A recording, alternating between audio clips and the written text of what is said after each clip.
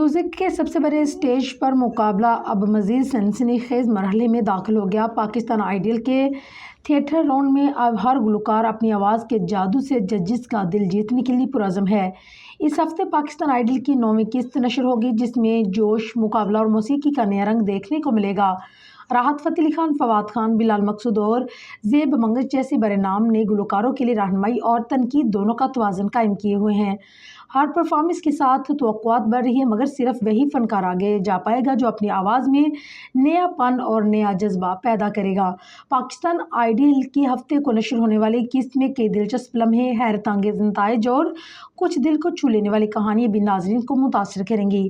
پاکستان کے نمبر 1 entertainment channel Geo T V نے سب سے پہلے نشر ہونے والا یہ میوزک شو اپنے ناظرین کو ایک بار پھر گائیکی، جذبے اور خوابوں کی دنیا میں لے جا رہا ہے۔